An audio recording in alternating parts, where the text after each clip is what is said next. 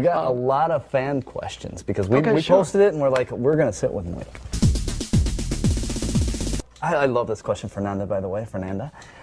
Do you have any idea, or do you have in your head what the last scene of One Tree Hill is going to look like?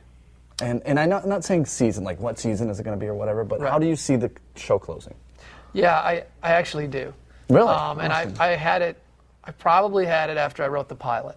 Oh. Wow. Not knowing how far we would go, not knowing how long the journey would take, but there is a tone that I have in mind for the end of the show. And whether or not it will be this specific scene, because sometimes we've been very accelerated and we've gotten to places I didn't even think we'd get as soon as we got there.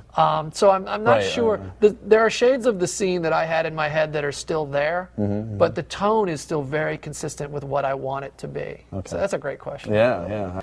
STF, thank you for your question too, by the way, wants to know what do you think of the Brucas and Leyton? There are two very passionate camps. There's Lucas and Brooke. There's Lucas and Peyton. And don't think I don't know it. Exactly. I think sometimes one camp thinks they're being ignored, i.e. Lucas and Brooke, in the name of Lucas and Peyton. Right. And I think but most it's 4 years fans, later. Exactly. Wow. I think most fans think that I'm sort of stubbornly clinging to an idea I had for the show.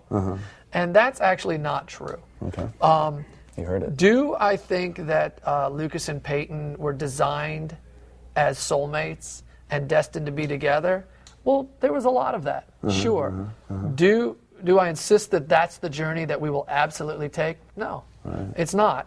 And do I acknowledge that Lucas and Brooke and Chad and Sophia have great chemistry? Absolutely. Absolutely they do. So you never say never with any of this.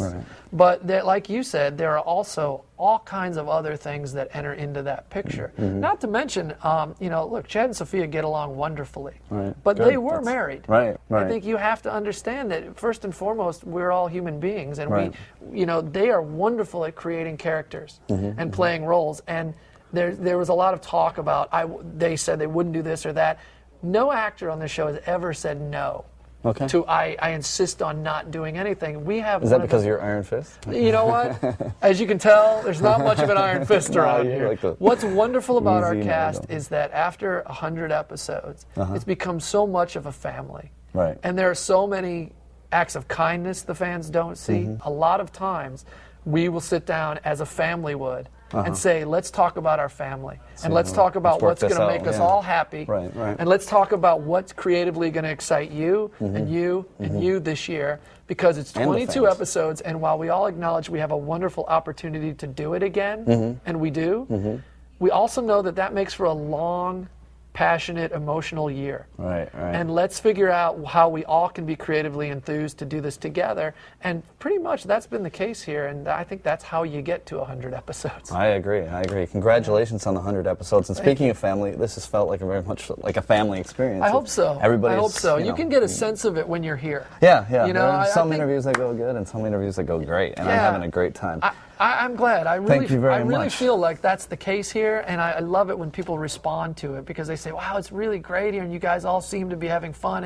And I said, for the most part, that's how it is. Your fans brought us here. Yeah, how great is that? I'm Jason C. Hit us up on the CW Source for more exclusive interviews, behind the scenes, One Tree Hill. Thanks a lot, Mark. Thanks, man. Appreciate it. All right.